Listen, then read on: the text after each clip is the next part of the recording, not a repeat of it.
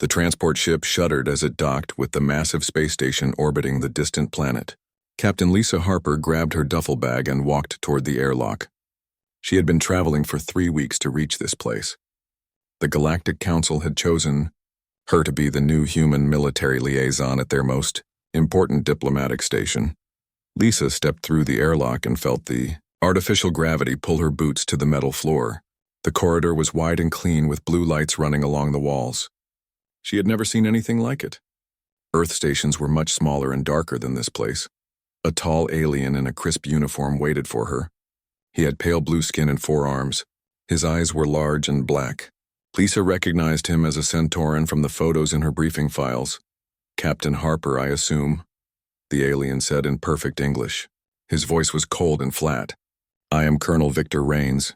I command the military operations on this station." Lisa saluted the way she had been taught. "Yes, sir. Reporting for duty." Colonel Rains did not return the salute. Instead, he looked at her uniform with disgust. "So Earth finally sent someone. I was beginning to think your species had forgotten about this assignment. Sir, I came as soon as I received my orders." "Of course you did." The colonel turned and began walking down the corridor. Lisa had to hurry to keep up with his long strides. "Tell me, Captain, what exactly did you do in Earth's military?" "I served in various combat and support roles, sir. I have experience in both ground operations and space defense." Colonel Rains laughed. It was not a pleasant sound. "Combat experience. How amusing. What could humans possibly know about real combat? Your species has barely left its own solar system." Lisa felt her face get hot, but she kept her voice steady. "We may be new to space, sir, but humans have been fighting wars for thousands of years." "Fighting with sticks and stones, no doubt," the colonel said. "Here we deal with real threats. Pirates with weapons that could destroy entire planets. Enemy fleets with technology your primitive mind cannot even understand." They walked into a large room filled with screens and control panels. Dozens of aliens worked at various stations. Lisa saw Zephyrians with their feathered heads and Altarians with their smooth gray skin. All of them turned to look at her when she entered. "Everyone, this is our new human representative," Colonel Rains announced loudly. "Captain Harper from the famous Earth Defense Force."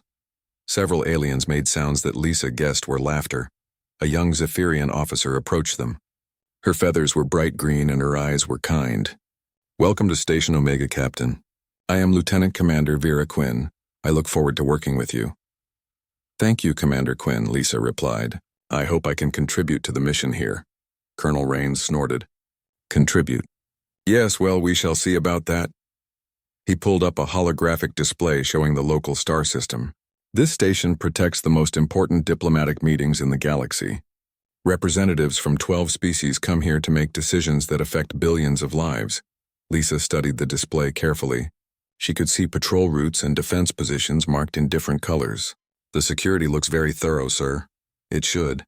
We have the most advanced shield systems ever built. Our automated defense networks can destroy any threat before it gets within 1,000,000 kilometers of this station." The colonel gestured at the screens around them. "These systems have been designed by the greatest minds in the galaxy. They do not require human input." "I understand, sir. What will my duties be?" Colonel Rains handed her a data pad. "You will monitor communications traffic and file daily reports. Simple tasks that should not be beyond human capabilities." Lisa looked at the pad. The duties listed were basic clerical work. Nothing that required military training or experience. "Sir, I was told I would be helping with security planning and threat assessment." "Were you now?" The colonel's voice became even colder. "Let me explain something to you, Captain. This is not some frontier outpost where humans play soldier with outdated weapons. This is a real military operation with real responsibilities. We cannot afford to let primitive thinking endanger the lives of everyone on this station." The room had become very quiet.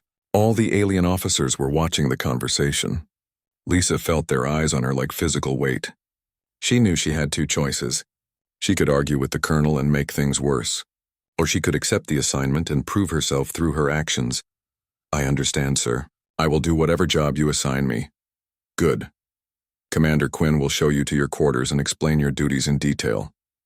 Colonel Rains turned back to his displays. Dismissed. Lisa followed Commander Quinn out of the command center. They walked in silence for several minutes before the Zephyrian spoke. "Do not take the colonel's words personally, Captain. He has strong opinions about many things. Has he worked with humans before? No, you are the first. The council requires each major species to have representation here, but the colonel was not happy about the decision. They stopped at a door marked with human symbols. Quinn pressed her hand against a scanner and the door opened. These are your quarters. They have been modified for human needs. The room was small but comfortable. It had a bed, a desk, and a small bathroom. A window looked out at the planet below. Lisa could see continents and oceans through the swirling clouds. The mess hall serves food from many worlds, Quinn continued. The computer can replicate most human dishes if you provide the recipes. Your duty shift begins at 0800 station time. Thank you, Commander. I appreciate your help. Quinn paused at the door. Captain, may I ask what kind of combat experience you have? Lisa thought carefully about her answer. Her real service record was classified. The council had only been given basic information about her background. I served in several conflicts, Commander. Nothing too exciting, I see. Well, I hope you find your time here rewarding. Quinn left and the door closed behind her. Lisa sat on the bed and looked out the window. The planet below was beautiful but alien. She was farther from Earth than any human had ever been. Her job was supposed to be an honor, but instead she felt like an outsider. She opened her personal bag and pulled out a small photo of her unit from the Outer Colony Wars. 12 faces smiled back at her. Only 3 of them had made it home. The colonel thought humans knew nothing about real combat. If only he knew the truth. 3 weeks had passed since Lisa arrived at Station Omega. Every morning she reported to the communications center and spent her day reading message logs and filing reports. The work was boring and felt pointless. She knew she was capable of much more than this simple desk job. Colonel Rains had made sure everyone knew his opinion of humans. During the daily briefings, he would make comments about human weakness and primitive thinking. When Lisa tried to ask questions, he would dismiss her with a wave of his hand. Captain Harper wants to know about our patrol schedules, he said during one meeting. The alien officers around the table chuckled. Perhaps she thinks human ships could help us. Of course, human vessels move so slowly they would take years to reach our patrol areas. Lisa felt her face burn with embarrassment. But she kept quiet. Getting angry would only make things worse. Instead, she focused on learning everything she could about the station and its operations. The communications work gave her access to patrol reports and security updates. She studied them carefully during her off hours. The station's defenses were impressive, but she noticed some patterns that worried her. The automated systems were very advanced, but they followed predictable routines. She tried to share her observations with Commander Quinn during their lunch meetings. The Zephyrian was one of the few officers who treated her with respect. I have been looking at the patrol data, Lisa said as they sat in the mess hall. The defense ships follow the same routes every day. If someone studied these patterns, they could find weak spots in our coverage. Quinn tilted her feathered head. The computer calculates the most efficient patrol routes based on current threat assessments. It adjusts automatically for any changes. But what if the threat assessment is wrong? What if someone is feeding false information into the system? That would be impossible, Captain. Our intelligence networks are very secure. Lisa wanted to argue, but she knew Quinn would not listen. The aliens had too much faith in their technology. They could not imagine that someone might find ways around their perfect systems. Later, that day Lisa was filing routine reports when she overheard 2 Altarian technicians talking near her workstation. The sensor readings from Sector 7 look strange, one of them said. There have been small energy spikes for the past few days. Probably just solar storms, the other replied. The computer would alert us if there was a real problem. Lisa made a note of their conversation. Solar storms did not create energy spikes in that sector. She had learned enough about the local space conditions to know that. But when she tried to access the sensor data, her clearance level was too low. That evening, she went to Colonel Rains' office. He was reviewing holographic displays of fleet positions. He did not look up when she entered. Sir, I would like to request higher security clearance. Would you now? Rains finally turned to face her. And why would a communications clerk need access to classified information?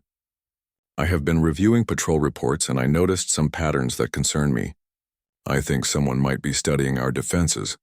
The colonel laughed. Patterns that concern you. How fascinating. Tell me, Captain, what military academy did you attend? Lisa hesitated. She could not tell him about her real training. I learned through field experience, sir. Field experience. Fighting other humans with primitive weapons, no doubt. Rains stood up and walked around his desk. Let me explain something to you. This station has defenses that your simple mind cannot comprehend. We have shields that can stop planet-killer weapons. We have sensors that can detect a single ship from 1,000 light-years away. We have automated systems that react faster than any biological mind. Sir, all of those systems have weaknesses if someone knows how to exploit them. Weaknesses. The colonel's voice became dangerous. Are you suggesting that Centauran military technology has flaws? Lisa realized she had made a mistake. No, sir, I just think it would be wise to consider all possibilities. The only possibility I need to consider is whether you are competent enough to perform your simple duties. Rains returned to his desk. Your request for higher clearance is denied. I suggest you focus on the job you are actually assigned. Lisa left the office feeling frustrated and helpless. She wanted to protect the station, but no one would listen to her concerns. The other officers saw her as a joke, a primitive human who did not understand real military operations. The next morning brought more bad news. During the briefing, Colonel Rains announced new duty assignments. Lisa had been moved from communications to inventory management. Captain Harper will be counting supply containers in Cargo Bay 12, he said with a smile. I am sure she will find the work very educational. The cargo bay was located in the lowest level of the station. It was dark and cold and far from any important areas. Lisa spent her days checking serial numbers and updating computer records. The work was even more boring than communications had been, but the new assignment had one advantage. The cargo bay connected to the station's maintenance tunnels. During her lunch breaks, Lisa began exploring these passages.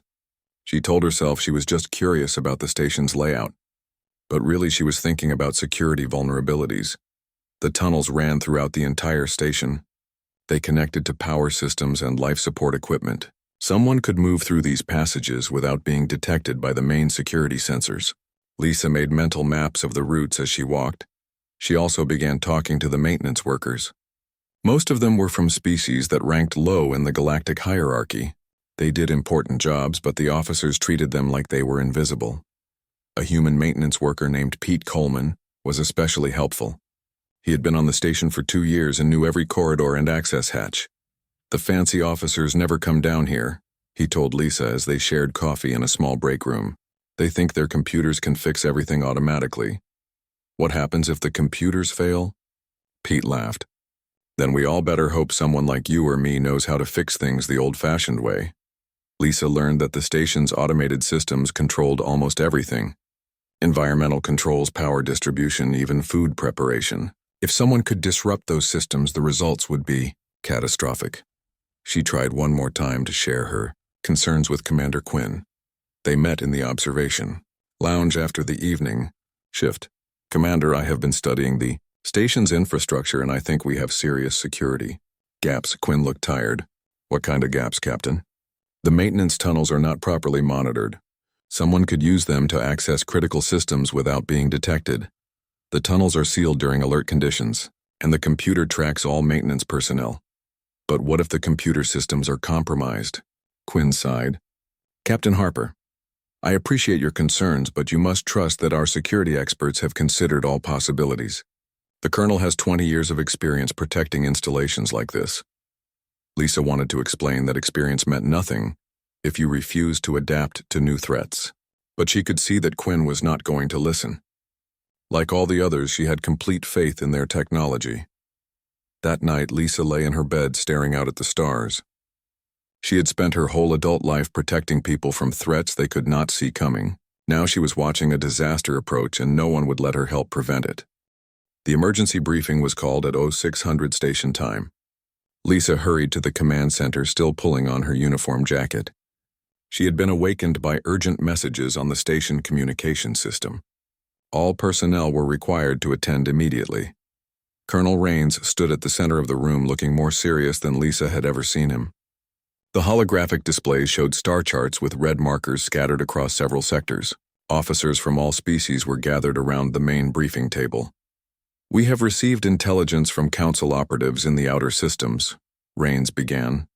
The Void Reapers are planning a major operation against a high-value target. Lisa knew about the Void Reapers from her security briefings. They were the most dangerous pirate coalition in known space. Unlike other criminal groups, they had military discipline and advanced weapons. They had successfully attacked Council installations before. "Do we know which target they plan to hit?" asked Commander Quinn. "Intelligence suggests they are gathering near the Vega system. That puts several important facilities within their range." Rains gestured at the display. "Including this station." Murmurs ran through the assembled officers. Station Omega was supposed to be one of the most secure locations in Council space. The idea that pirates might attack it seemed impossible. An Altarian officer raised his hand. "Sir, our shields can withstand anything the Reapers have used before. Their largest ships carry weapons similar to Council destroyers." "That is correct, Major Chen," Rains replied. "Our defensive systems are more than adequate to handle any known Reaper capabilities. However, the Council wants us to take additional precautions." Lisa felt a chill run down her spine. The colonel sounded confident, but she had learned to recognize overconfidence in military leaders. It was usually the first sign of disaster. "What additional measures are we implementing?" she asked before thinking about it. The room fell silent. Everyone turned to look at her. Colonel Rains's expression darkened. "Captain Harper, I do not recall asking for human input on this matter." Lisa felt her face burn, but she pressed on. "Sir, if the Reapers are planning an attack, we should consider all possible defensive options." "Should we now?" The colonel walked over to where Lisa was standing. "Tell me, Captain, what do you know about the Void Reapers?" "I know they use unconventional tactics, sir. They study their targets for months before attacking. They look for weaknesses that others miss. Weaknesses in Council military technology." "How absurd." Rains turned back to the other officers. "As I was saying, we will increase patrol frequency and activate additional sensor arrays. The computer will monitor all approaches to the station." Lisa wanted to argue, but she knew it would be pointless. The colonel had made his opinion of human military knowledge very clear. She listened to the rest of the briefing in frustrated silence. The additional security measures seemed impressive on paper. More ships patrolling the area, better sensor coverage, faster response times to any unusual activity. But Lisa noticed that all the improvements relied on the same automated systems the station already used. After the briefing, she approached Commander Quinn in the EO corridor. "Commander, may I speak with you privately?" Quinn looked around to make sure no one was listening. "What is it, Captain?" "I am worried about our defensive preparations. Everything depends on our computer systems working perfectly. They have worked perfectly for 5 years, Captain." "Why would that change now?" Lisa lowered her voice. "Because the Void Reapers have had 5 years to study how those systems work. What if they have found ways to disrupt them?" Quinn shook her head. "The security protocols are updated constantly. No outside force could penetrate our networks. Commander, please just consider the possibility. What would happen if our shields failed during an attack?" "They will not fail, Captain. The power systems have multiple redundancies. Even if the primary generators were damaged, we have backup systems." Lisa tried a different approach. "What about evacuation procedures? If something did go wrong, how would we get everyone to safety?" "The escape pods are located throughout the station. The computer can coordinate evacuation routes automatically." "But what if the computer systems are down?" Quinn was starting to look annoyed. "Captain Harper, you seem determined to find problems where none exist. Perhaps you should focus on your assigned duties instead of worrying about scenarios that will never happen." Lisa watched Quinn walk away and felt completely alone. She was the only person on the station who seemed to understand the danger they faced. Everyone else had complete faith in their technology. Over the next few days, she continued to hear disturbing intelligence reports. The Void Reapers were moving larger fleets than anyone had expected. Their ships were equipped with weapons that did not match any known designs. Most troubling of all, they seemed to have detailed information about Council defensive systems. Lisa spent her off-duty hours in the maintenance tunnels mapping out alternative routes through the station. If the main corridors became blocked during an attack, people would need other ways to reach the escape pods. She also identified critical systems that could be manually operated if the computers failed. Pete Coleman helped her understand the station's infrastructure, the human maintenance. Worker knew which systems were truly essential, and which ones were just convenient. Of the fancy automation could be bypassed if you had to, he explained as they examined a power distribution panel. "The old manual controls are still there. They just built the computer interfaces on top of them. How many people know about the manual systems? Not many. The aliens think manual operation is primitive. They never bothered to learn the backup procedures. Lisa made notes of everything Pete showed her. She had a growing feeling that this knowledge would be important very soon. The sensor readings from Sector 7 continued to show strange energy patterns. Lisa had started monitoring them during her breaks. The spikes were getting stronger and more frequent. But when she tried to report this to the duty officers, they dismissed her concerns. Probably just equipment malfunctions, said a Zephyrian technician. The computer would alert us if there was a real threat. Lisa wanted to scream at them. The computer would only alert them if it recognized the signatures as threatening. What if the Void Reapers were using technology the computer had never seen before? 3 days before the attack, Lisa made one final attempt to warn Colonel Rains. She went to his office with detailed reports about the sensor anomalies and her concerns about system vulnerabilities. Sir, I believe the station is in immediate danger. Rains looked up from his displays with irritation. What now, Captain? The energy readings from Sector 7 indicate someone is testing our sensor arrays. I think the Void Reapers are already here. The colonel stood up slowly. Are you suggesting that our sensors cannot detect enemy ships? I am suggesting that they might have technology we have never encountered before, sir. Technology superior to Council science, developed by pirates and criminals. Rains walked around his desk. Captain Harper, your paranoia has become a problem. You see threats everywhere because your primitive mind cannot comprehend advanced defensive systems. Sir, please just consider the possibility that I might be right. The only thing I am considering is whether you are mentally fit for duty. The colonel returned to his chair. I suggest you focus on counting cargo containers and leave military strategy to those qualified to handle it. Lisa left the office knowing that her warnings had fallen on deaf ears. The station was about to face the worst attack in its history, and no one was prepared for what was coming. She could only hope that when the shooting started, someone would finally listen to her. The attack began at 13:47 station time. Lisa was in Cargo Bay 12 checking inventory numbers when the first alarm sounded. The lights changed from normal white to emergency red, and a voice echoed through the corridors.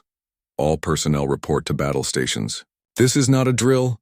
Lisa dropped her datapad and ran toward the nearest communication panel. She could hear explosions somewhere above her. The station shook and dust fell from the ceiling. Whatever was happening, it was bad. The communication panel crackled to life with panicked voices from throughout the station. Command, this is Patrol 7. We have multiple unknown contacts emerging from hyperspace. Confirmed, Patrol 7. Count shows 47 vessels of unknown configuration. Sir, they are not responding to our warnings. They appear to be moving into attack formation. Lisa recognized Colonel Rains' voice cutting through the chatter. All patrols maintain defensive positions. Activate shield systems to maximum power. The station shook again, much harder this time. Lisa was thrown against the wall and had to grab a support beam to keep from falling. Through the metal bulkheads, she could hear the deep rumble of weapons fire. She ran to the cargo bay exit and looked down the main corridor. Other personnel were moving toward their assigned stations, but many looked confused and frightened. The emergency lighting cast strange shadows on the walls. Command, this is Patrol 3. The enemy ships are not showing up on our targeting systems. Repeat, they are not registering on sensors. That is impossible, Patrol 3. Check your equipment. Sir, we have checked everything. The ships are visible, but our computers cannot lock onto them. Lisa felt ice form in her stomach. This was exactly what she had feared. The Void Reapers had found a way to defeat the station's advanced technology. She started running toward the command center. The corridors were filled with confused aliens trying to reach their posts. Most of them had never experienced a real attack before. They trusted their automated systems to handle any threat. Now those systems were failing and they did not know what to do. Lisa reached the command center and found chaos. Officers stood around displays showing conflicting information. Some screens showed empty space while others revealed dozens of enemy ships. Colonel Rains stood in the center of it all, shouting orders that his subordinates could not follow. Activate Defensive Grid 7. Target the lead ships with plasma batteries. Sir, the computers cannot establish target locks. The firing solutions keep changing. Then switch to manual targeting. Sir, we do not have manual targeting systems. Everything runs through the central computer. Lisa pushed through the crowd of officers until she reached Commander Quinn. The Zephyrian looked terrified and lost. Commander, what is our current status? Quinn turned to her with desperate eyes. Captain Harper, the enemy ships seem to be immune to our sensors. Our automated defenses cannot engage targets they cannot detect. The station shook violently as another wave of weapons fire struck the shields. Warning lights flashed throughout the command center. A new voice joined the communication chatter. This is shield control. We are showing massive power fluctuations in the defensive grid. Whatever they are hitting us with, it is draining our power faster than we can generate it. Colonel Rains spun around looking for someone to blame. His eyes fixed on Lisa. This is impossible. Our shields are designed to withstand any known weapons. Sir, maybe they are using unknown weapons, Lisa said carefully. Unknown weapons, developed by pirates. The colonel's voice was rising toward panic. Our intelligence said they only had standard equipment. Lisa had to fight not to say that intelligence was often wrong. Instead, she moved to one of the sensor stations and began studying the displays. The readings made no sense according to normal physics. The enemy ships seemed to exist in normal space and hyperspace at the same time. Command, this is engineering. We are detecting some kind of phase variance in the enemy weapons. They appear to be shifting between dimensions. That is impossible, Rains shouted. Phase technology requires massive amounts of power. Pirates could never build such systems. But the evidence was right there on the screens. The Void Reapers had somehow acquired technology that let them phase through solid matter. The station's shields were useless against weapons that could bypass them completely. Another explosion rocked the command center. This time several displays went dark and sparks flew from damaged control panels. Lisa could smell smoke in the air. Sir, we are losing power to sections 12 through 18. The phase weapons are targeting our generators directly. Switch to backup power systems. Sir, the backup generators are also under attack. They seem to know exactly where our critical systems are located. Lisa felt a chill of recognition. The energy spikes she had detected in Sector 7. The Void Reapers had been scanning the station for weeks. They had mapped every important system and found the best ways to disable them. Colonel, we need to evacuate non-essential personnel, she said. Evacuate? We are not evacuating. This station has never fallen to enemy attack. Sir, with respect, it has never been attacked by enemies who could phase through our defenses. Rains stared at her with wild eyes. Are you saying we cannot win? Lisa looked around the command center. Half the displays were dead.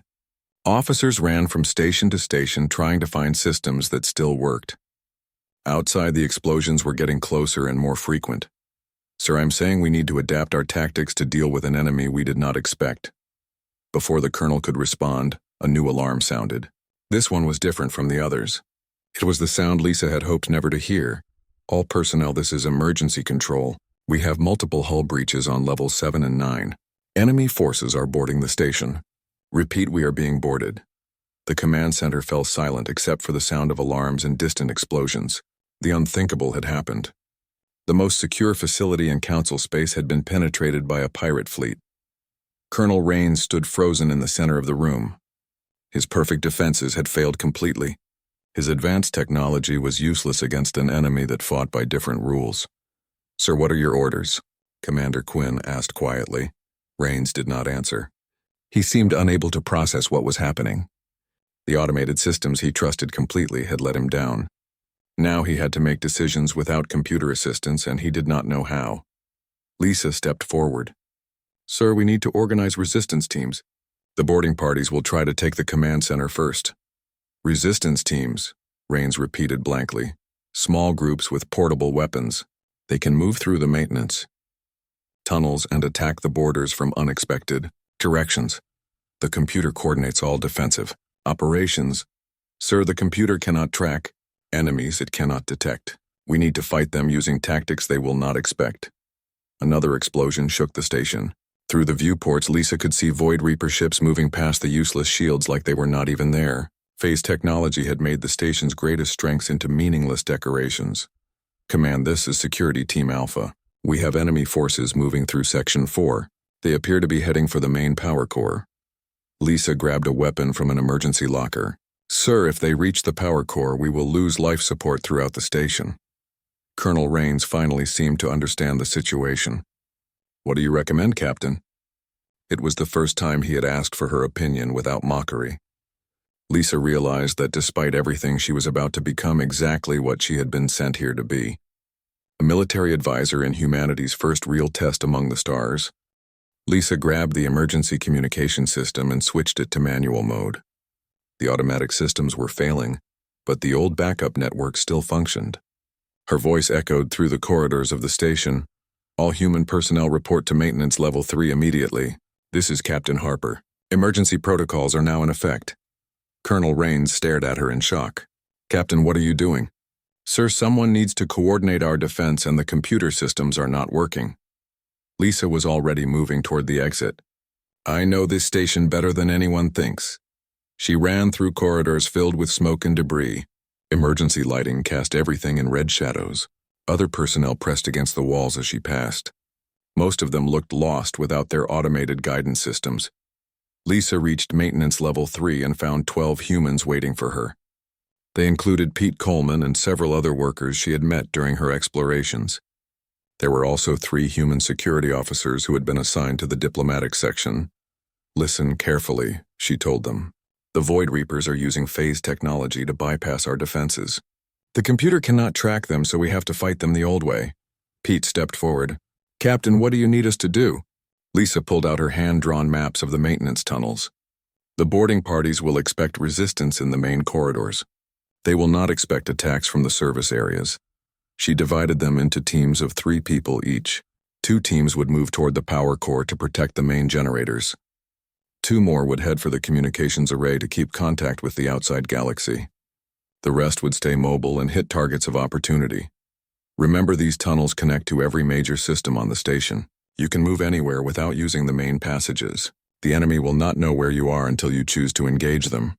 Lisa handed out weapons from the emergency lockers. Most were simple plasma rifles designed for shipboard security.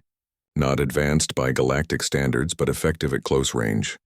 Captain, asked one of the security officers, what about the other species? Should we coordinate with their security teams? Lisa shook her head. Their training relies on computer support and advanced equipment. Without those things, they will be more confused than helpful. We fight alone until we can restore their systems.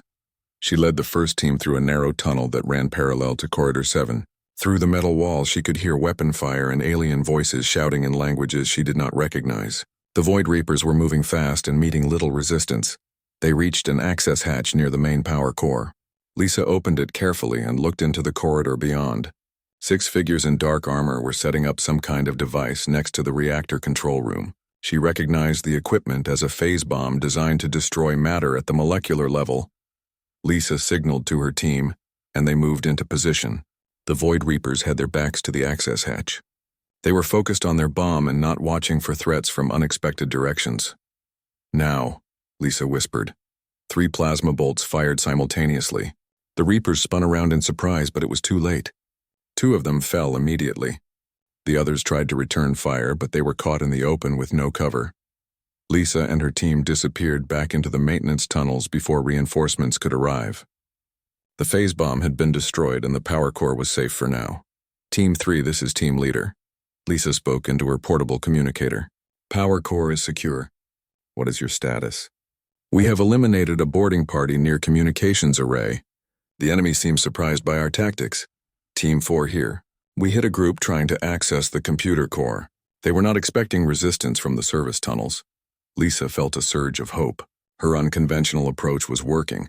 The Void Reapers had planned their attack based on standard galactic military doctrine. They expected resistance from the main corridors and defensive positions. They were not prepared for guerrilla warfare. The teams continued their hit-and-run attacks throughout the station. They would emerge from hidden passages, strike quickly, and disappear before the enemy could respond. The Reapers started becoming cautious and paranoid. They began posting guards in directions they had previously ignored. Lisa received a communication from the command center. Colonel Rains's voice sounded different than before. Less arrogant and more desperate. Captain Harper, please respond. This is Harper. What is your status, sir? The command center is surrounded. We cannot reach our defensive positions. The computer systems are completely offline. Lisa was moving through a tunnel that led toward the command section. Sir, hold your position. Help is coming. Captain, how are you coordinating resistance without computer support? The same way humans have been fighting wars for thousands of years, sir. With intelligence and adaptation, she emerged from a service hatch behind the Void Reaper forces that had surrounded the command center. Her team set up a crossfire that caught the enemy completely by surprise. Within minutes, the corridor was clear and the command center was safe. Colonel Rains met her at the entrance. His uniform was torn and he looked shaken. Captain, I do not understand how you are achieving these successes. Sir, the enemy planned their attack based on how they expected us to fight. When we use different tactics, they become confused and make mistakes. Lisa led the colonel to a wall display that showed the station layout. The Void Reapers are used to fighting opponents who rely on advanced technology. When that technology fails, the opponents usually surrender or retreat. But humans do not surrender. Not when we are defending something important, sir. Lisa marked several positions on the display. My teams have secured the most critical systems, but we need to restore communications with the fleet. The main communication array was damaged in the initial attack. There are backup systems in the maintenance areas. Pete Coleman can get them working, but we need to clear the enemy from sections 9 through 12.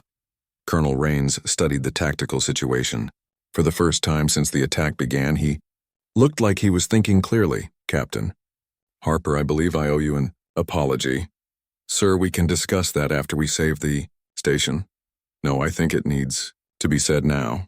The colonel faced her directly. I underestimated both you and your species.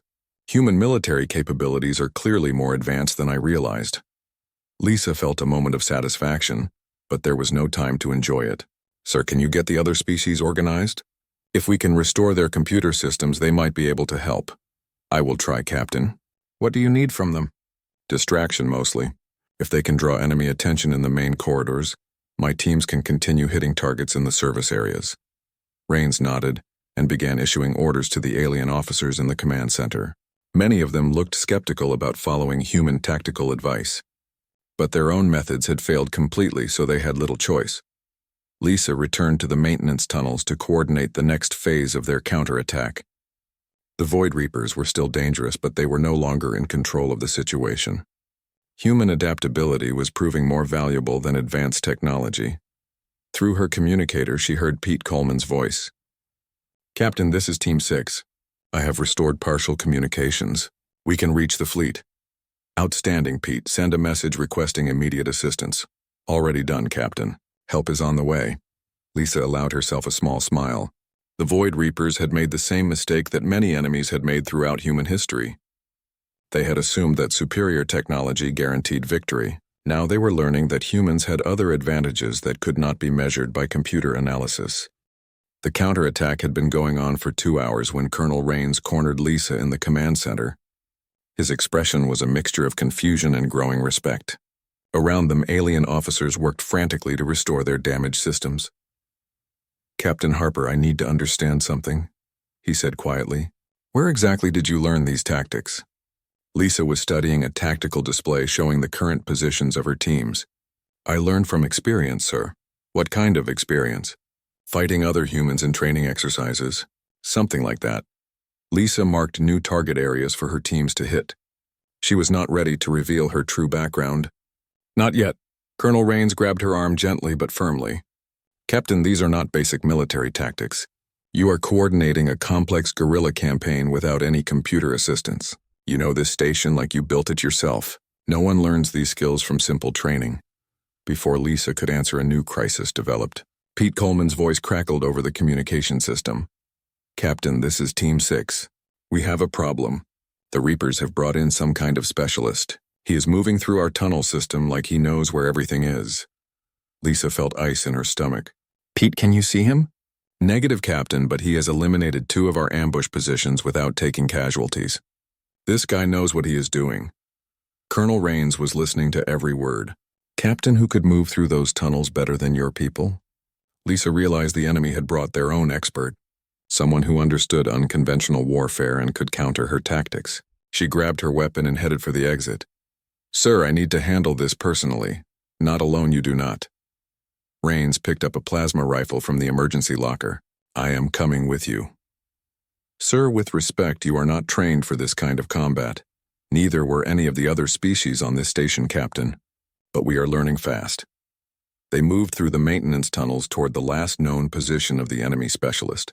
Lisa used hand signals to guide Rains through the narrow passages. The colonel was clumsy at first, but he followed her lead without question. They reached an intersection where Pete's team had been ambushed. 2 human security officers lay motionless on the tunnel floor. Their positions showed they had been taken by surprise from multiple directions. "Whoever did this knows our techniques," Lisa whispered. A voice echoed from the darkness ahead of them. "Of course I know your techniques, human. I studied them for years." A figure stepped into view wearing Void Reaper armor. But when he removed his helmet, Lisa gasped in recognition. The face was human. "Captain Lisa Harper of the Earth Defense Force," the man said with a cold smile. "Or should I use your real rank? Major Harper of the Special Operations Command." Colonel Rains looked between them in confusion. "Captain, what is he talking about?" The enemy soldier laughed. "She has not told you, has she, Colonel? Your harmless communications clerk is one of the most decorated Special Forces officers in human military history." Lisa kept her weapon trained on the traitor, but she could feel Rains staring at her. "Who are you?" she asked. "Lieutenant Jack Morrison. I served under your command during the Outer Colony Wars." His smile became vicious. "Until you left me and half the squad to die on Kepler Prime." The memories came flooding back. The desperate evacuation under heavy fire. The choice between saving the civilian transports or going back for the missing patrol. She had made the decision that saved 3,000 lives but cost her 12 good soldiers. "Jack, we had no choice. The enemy was moving artillery into position. There is always a choice, Major. You just chose to sacrifice us for the greater good." Morrison raised his own weapon. "Now I get to return the favor." Colonel Rains stepped between them. "Major Harper, is that your real rank?" Lisa nodded without taking her eyes off Morrison. "I was assigned here under a false identity, sir. The council was not supposed to know about my background." "What background exactly?" Morrison answered before Lisa could speak. "She commanded the human forces that held the outer colonies against impossible odds for 3 years. The aliens were better equipped and had superior numbers. But somehow the humans kept winning." Rains looked at Lisa with new understanding. "The Outer Colony Wars. I heard about those conflicts. The official report said human forces used primitive tactics." "Primitive tactics that worked, Colonel," Morrison said. "Your Major Harper wrote the book on asymmetric warfare. She turned farmers and miners into soldiers who could defeat professional armies." Lisa finally found her voice. "Jack, why are you with the Reapers?" "Because they pay better than the Defense Force, and because they let me kill the people responsible for my squad's death." Morrison fired his weapon, but Lisa was already moving. She rolled behind a support pipe and returned fire. Colonel Rains pressed himself against the tunnel wall, looking shocked by the sudden violence. "Major, how many battles have you actually fought?" he asked during a pause in the shooting. 47 major engagements, sir, plus hundreds of smaller actions." Lisa reloaded her weapon quickly. "I served for 15 years before accepting this assignment. 15 years of combat experience. Against technologically superior enemies." "Yes, sir." Morrison's voice echoed from his hiding place. "Tell him about the Battle of New Geneva, Major. When you held off an entire alien battle fleet with 12 ships and a handful of ground troops." Rains grabbed Lisa's arm. "Is that true?" "The enemy underestimated human determination, sir. They expected us to surrender when the odds became impossible. But you did not surrender." "No, sir. We adapted and improvised and kept fighting until relief arrived." Morrison fired again and the plasma bolt barely missed Rains's head. "Just like you are doing here, Major. Using your old tricks to embarrass the galactic military." Lisa realized she needed to end this fight quickly. She pulled a small device from her belt and threw it down the tunnel. Morrison saw it coming and tried to dodge, but the concussion grenade exploded exactly where she had aimed it. When the smoke cleared, Morrison was unconscious and bleeding. Lisa approached him carefully and removed his weapons. He would live, but he was no longer a threat. Colonel Rains stared at her with something approaching awe. "Major Harper, you have been deceiving us about your capabilities." "Sir, I was following orders from Earth Command. They thought it would be better if the Council saw me as a simple communications officer. But you are actually one of the most experienced combat veterans in human space." Lisa holstered her weapon and activated her communicator. "All teams, this is Harper. The enemy specialist has been neutralized. Continue with the operation as planned." She turned back to Rains. "Sir, we still have a battle to finish." The fleet should be arriving soon, and we need to coordinate with them. Major, before we do anything else, I need to see your complete service record. Sir, that information is classified. Not anymore, it is not. Rains led her back toward the command center. I am requesting immediate access to all human military files related to this operation. They reached the command center where the alien officers were working to restore full communications. Rains walked directly to the main terminal and began entering commands. Colonel, what are you doing? Commander Quinn asked. I am accessing the human military database. I want to know exactly who we have been working with. The screen filled with data as Lisa's real service record appeared. Her awards and commendations, her battle history, her classified missions, everything she had tried to keep hidden. The command center fell silent as the alien officers read the information. Their expressions changed from surprise to shock to something approaching reverence. According to this record, Quinn said quietly, Major Harper has never lost a battle. That is correct, Commander, Rains replied. And now we know why. Colonel Rains stood before the assembled command staff with Lisa's service record still displayed on the main screen. The alien officer stared at the data in amazement. Her combat history read like something from ancient legends. Major Harper, Rains said formally, I am requesting that you assume overall command of this station's defense. Lisa looked around the command center. Every face was turned toward her. The same officers who had ignored her for weeks now waited for her. Orders. Sir, I appreciate the confidence, but you are the ranking officer. Rank means nothing if it is not supported by competence, Major. You have the experience we need. Rains gestured at the tactical displays. The Void Reapers are regrouping for another assault. Our automated defenses are still offline. Without your leadership, we will not survive. Lisa studied the situation reports. Her guerrilla teams had inflicted serious damage on the boarding parties, but the enemy fleet was still largely intact. The main battle was yet to come. Very well, Colonel, but I need complete authority over all military operations. You have it, Major. Lisa walked to the central command position and activated the communication system. Her teams were still scattered throughout the station, but they could hear her voice in their hidden positions. All personnel, this is Major Harper. The enemy is preparing for their final assault. Our job is to hold until the fleet arrives. She turned to Commander Quinn. What is the status of our shield generators? Partially restored, Major. We have maybe 30% power. That will have to be enough. Colonel Rains, I need you to coordinate with the patrol ships.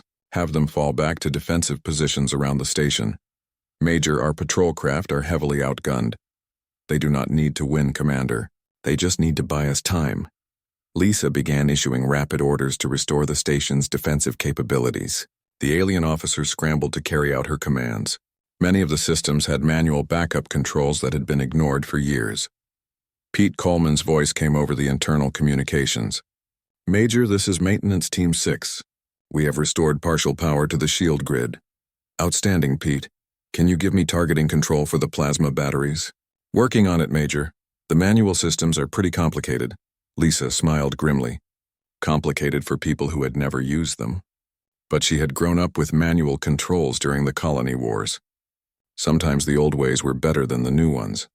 The main display showed the Void Reaper fleet moving into attack formation. 40 ships arranged in a complex pattern that would focus their firepower on specific sections of the station. It was an impressive sight.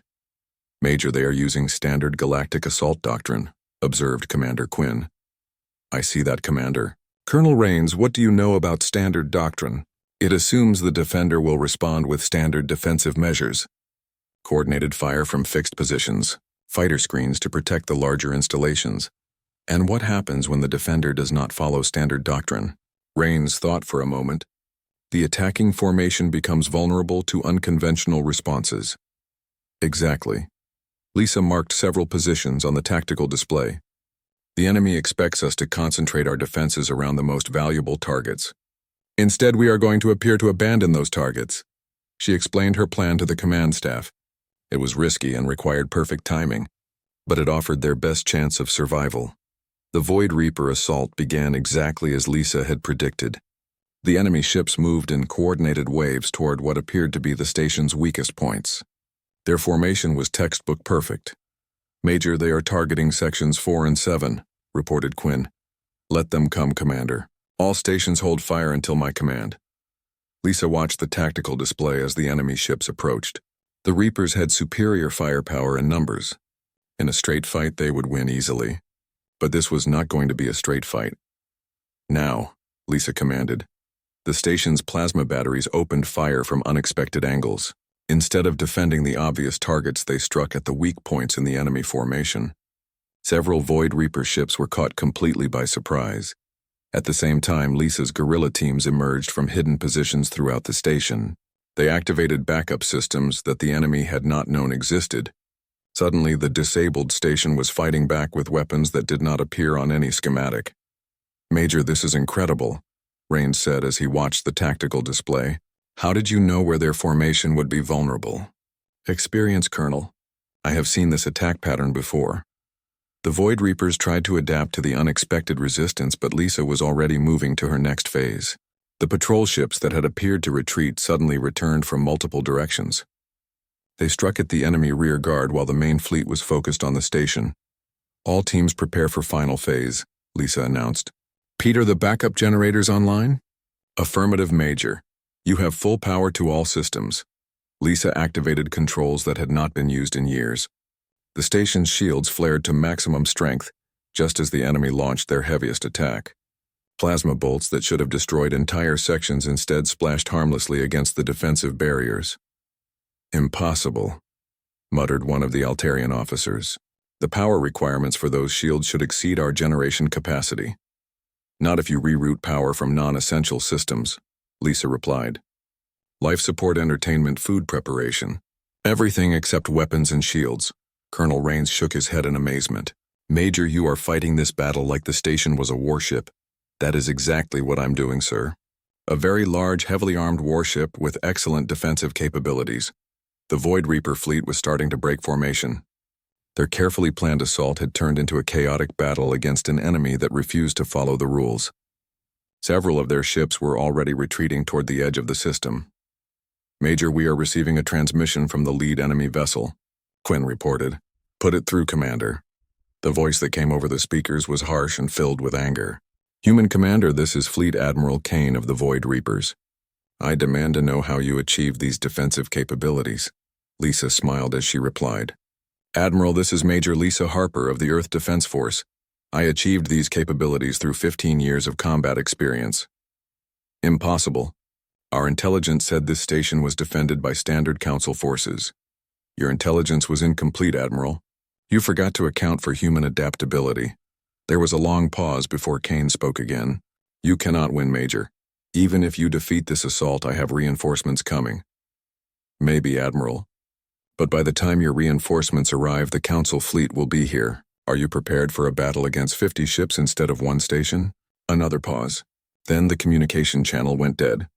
"Major, the enemy fleet is withdrawing," reported Commander Quinn with excitement. Lisa watched the tactical display as the Void Reaper ships moved away from the station. They had been outfought by an enemy they had underestimated. It was a lesson they would not forget. "All teams stand down from combat alert," she announced. "Maintain defensive positions until the Council fleet arrives." Colonel Rains approached her with an expression of deep respect. "Major Harper, on behalf of the Galactic Council, I thank you for saving this station and everyone on it." "Just doing my job, Colonel." "No, Major. You did much more than that. You showed us that human military capabilities are far more advanced than we realized." Lisa looked around the command center at the alien officers, who had learned to trust her leadership. "Colonel, I think we all learned something important today." "What is that, Major?" "That the best military technology in the galaxy is still no substitute for experienced determination and the willingness to adapt when everything goes wrong." 3 days after the Battle Council fleet ships docked with Station Omega to begin repairs and reinforcement, Lisa stood in the observation deck watching the massive vessels maneuver into position. The station had survived, but it would take weeks to fully restore all systems. Colonel Rains entered the deck, carrying 2 cups of coffee. He offered one to Lisa and joined her at the large viewport. "The Council wants a full report on our defensive tactics," he said quietly. "I have been working on that, Colonel. It should be ready by tomorrow." "Major, I need to ask you something." Rains turned to face her directly. "Why did Earth send you here under false credentials?" Lisa sipped her coffee and considered how much to reveal. The council requested a human liaison, but they specified that they wanted someone with basic military training. Earth Command thought my real background might make the other species uncomfortable, because you have more combat experience than most of their senior officers. That was part of it, sir. The other part was political. Earth is still the newest member of the council. Our leaders thought it would be better to appear humble and cooperative. Rains shook his head. Humble and cooperative. While you could have been helping us improve our defensive capabilities from the beginning. Colonel, may I ask you a personal question? Of course, Major. What made you change your opinion about humans? Rains was quiet for a long moment. Watching you coordinate that defense. I have 20 years of military experience, but I could never have done what you did. You saw patterns and possibilities that I missed completely. Experience teaches different lessons, Colonel. The aliens you have fought before probably use similar tactics to your own forces. Humans had to learn different ways to survive. The Outer Colony Wars. Tell me what really happened there. Lisa looked out at the stars beyond the station. Earth had established mining colonies in 12 star systems.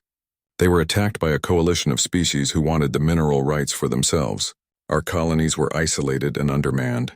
The enemy had better ships and more soldiers. But you held them off for 3 years. We adapted, Colonel. When we could not win conventional battles, we fought unconventional ones. When they destroyed our ships, we used the wreckage to build weapons. When they captured our bases, we took them back using tactics they had never seen before. And you personally commanded these operations. I commanded the special operations units. We were responsible for the missions that regular forces could not handle. Rains nodded slowly. No wonder the Void Reapers were so surprised. They expected to fight Council forces using Council tactics. Instead, they faced someone who had spent 15 years fighting superior enemies. Commander Quinn entered the observation deck and approached them. Major Harper, the Council representatives would like to speak with you. What about Commander? They want to offer you a new position. Fleet Admiral Chen thinks human tactical expertise could benefit the entire Council military. Lisa looked at Rains. Colonel, what do you think? I think the Council needs to learn from human military experience, Major, but I have a different suggestion. What is that, sir? Stay here at Station Omega. Help me train our officers in unconventional warfare. Teach them to think like you do when standard tactics fail. Lisa considered the offer. That would mean working together as equals, Colonel. Can you handle taking advice from a primitive human? Rains laughed. It was the first genuine laugh she had heard from him. Major, after watching you save this station, I think I can manage. Commander Quinn smiled. The other officers have been asking when they can attend Major Harper's tactical seminars. Everyone wants to learn the techniques that defeated the Void Reapers. What techniques would those be, Commander? Flexibility, sir. The ability to change plans when the situation changes. Most of our training assumes that our technology will always work perfectly. And human training assumes that technology will fail at the worst possible moment, Lisa added. So we learn to fight without it. Over the following weeks, Lisa began conducting training sessions for officers from all species. She taught them to think beyond their automated systems, to consider what they would do if their computers failed or their sensors were jammed. The classes were popular and sometimes controversial. Many officers found it difficult to imagine fighting without technological advantages, but the recent attack had shown them the dangers of depending too heavily on any single approach. Colonel Rains attended every session and often shared his own insights. He had studied human military history and was impressed by the creativity shown in desperate situations. The Battle of Thermopylae, he said during one lecture. 300 Spartans held off an army of thousands by choosing the right defensive position. The Battle of New Orleans, Lisa replied. Andrew Jackson defeated a professional British army using militia and unconventional tactics. The Warsaw Uprising. Civilians with improvised weapons fought trained soldiers for months.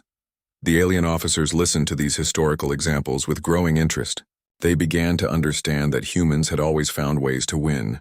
Against superior forces, Pete Coleman was promoted to Chief of Maintenance Operations and given authority to train other species in manual system operation. His knowledge of backup procedures proved invaluable when the station needed to function without computer assistance. The key is understanding how things actually work, he explained to a group of Altarian technicians. Not just how to use the interface, but what happens inside the machines. Lisa received regular reports from Earth about the political impact of the station's defense. The Council had been forced to reassess human military capabilities. Several species requested human advisors for their own defense installations. "It seems your people are no longer considered primitive," Rains observed during one of their evening conversations. "Colonel, I never thought we were primitive. We just used different approaches to solve the same problems. Different approaches that saved thousands of lives and prevented a major diplomatic crisis. The Void Reapers had not attempted another attack on Council installations. Intelligence reports suggested they were reconsidering their assessment of Council defensive capabilities. The easy targets they had expected no longer seemed so easy." Lisa stood once again in the observation deck watching ships come and go from the station. But now she wore the uniform of a Council fleet commander. Her promotion had been unanimous and enthusiastic. Colonel Rains joined her as he had many times before. "Any regrets about staying Major?" "It is Commander now, Colonel. And no, I have no regrets. Even though you could be commanding your own fleet by now," Lisa smiled. "I prefer this assignment. Teaching others how to defend themselves is more important than commanding ships." The Council agrees. They are funding a new training center here on the station. Officers from throughout the galaxy will come to learn human tactical methods. Not just human methods, Colonel. We will teach them to think creatively about any challenge they face, to adapt and improvise when their first plan fails, to fight like humans, to fight like survivors. They watched in comfortable silence as a transport ship approached the station. It carried the first class of students for the new tactical school. Young officers from a dozen species eager to learn unconventional approaches to military problems. "Commander Harper," Rains said formally. "Welcome to your new command." Lisa saluted him with a smile. "Thank you, Colonel. I think this is going to be the beginning of something important." Outside the viewport, the stars shone with steady light. The galaxy was vast and full of dangers that no single species could face alone, but together, sharing knowledge and learning from each other, they could overcome any threat. The age of human isolation was over. Now began the age of human contribution to the greater galactic community. And it had started with one woman who refused to be underestimated.